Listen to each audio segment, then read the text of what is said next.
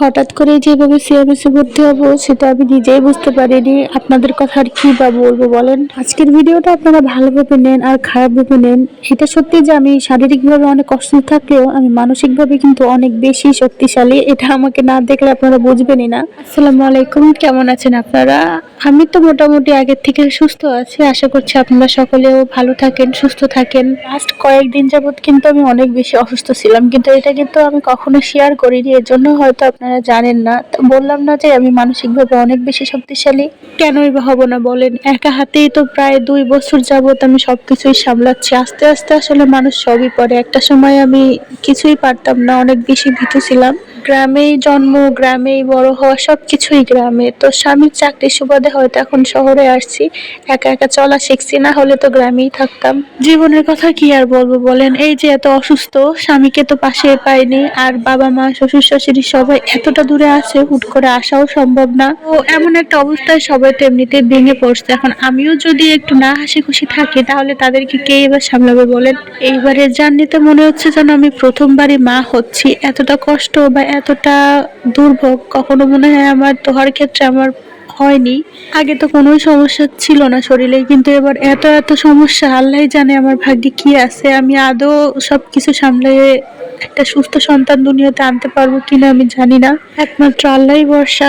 যাই হোক, গত 2 দিন ধরে তো আমি অলরেডি হসপিটালে ভর্তি আছি। হুট করে আসলে ম্যাডাম ভর্তি দিচ্ছে, আমার কোনো প্রিপারেশনই ছিল না। তো কি আর করব, বাসা সবাইকে জানানোর পরে চলে আসলাম সবকিছু রেডি করে বাসায়। 2 দিন যাবত তো আছি। খাওয়া দাওয়া একটু কষ্ট হচ্ছে, ম্যানেজ করে নিব। খাওয়া দাওয়ার থেকে প্রথম রাতে ঘুমাতে অনেক বেশি কষ্ট হয়েছে।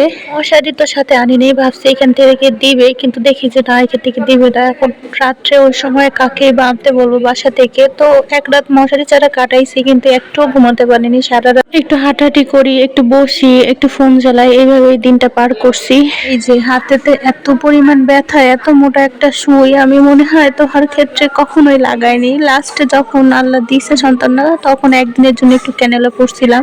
কিন্তু এবারের কথা কি আর বলবো, এখনই এই অবস্থা, পরবর্তী তো সময় পড়ে আসছে। আর সত্যি কথা বলতে হসপিটালে আসলে এত রোগী দেখে আসলে মানসিকভাবে স্ট্রং থাকা কিন্তু অনেক বেশি কষ্ট। আর আমার তো এবার বেশি ভয় লাগছে, যেহেতু আমি কখনো আগে সিজারিয়ান সেকশনে যাইনি।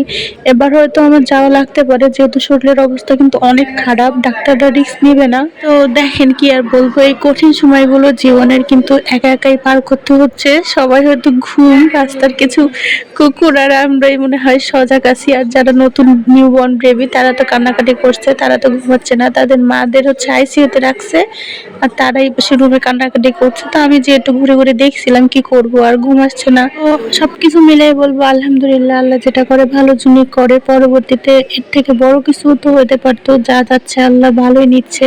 এই সময়টাকেও আমার হাজবেন্ডকে পাশে পাইনি। তার চাকরির উপর তো অনেক অভিযোগ করি, কিন্তু সে আবার বোঝায় যে দেখো আমি নেই তো কি হয়েছে, তোমার টেক কেয়ারে কিন্তু একদমই কোনো অসুবিধা হচ্ছে না। ওষুধ, টেস্ট সবকিছু কিন্তু ডাক্তাররা একদম নিজের মতো করেই করতেছে, তোমার কোনো টেনশন নেওয়া লাগবে না। তখন আবার বলে যে দেখো চাকরি নিয়ে কত কিছুই তো বলো, এখন কিন্তু চাকরির জন্য এই সুবিধা পাচ্ছ। তখন আর আমার সত্যি বলার কিছু থাকে না। এখানে আলহামদুলিল্লাহ ভালোই আছি, শুধু টেনশন হচ্ছে আমার তোহাকে নিয়ে। ওকে ছাড়াই প্রথমবার আমি দূরে থাকতেছি, মানে বারবার তো বাসায় থাকতেছে রাতে, এখানে ওকে রাখা সম্ভব না। ওর আন্টি নিয়ে আসতেছে, আবার নিয়ে যাচ্ছে, কিন্তু আসার পরে একদমই যেতে চাচ্ছে না, শুধু কান্নাকাটি করে। এমন একটা অবস্থায় নিজেকে শক্ত রাখা কিন্তু আসলে এটা অনেক বেশি কষ্ট। মাত্র হচ্ছে 2 দিন ভর্তি হয়েছি, এত তাড়াতাড়ি তো ছাড়বেও না, নিম্নে 1 সপ্তাহ তো লাগবে। জানি না এতদিন কিভাবে নিজেকে সামলায় রাখবো। সবাই আমার জন্য দোয়া করেন, আমি যেন তাড়াতাড়ি সুস্থ হয়ে বাসায় ফিরে যেতে পারি। বাস এই কম তেল মশলার খাবার আমি আর খেতে পারতেছি না, আমি বাসায় যেতে চাই। হসপিটালে থাকার শখ একদমই মিটে গেছে।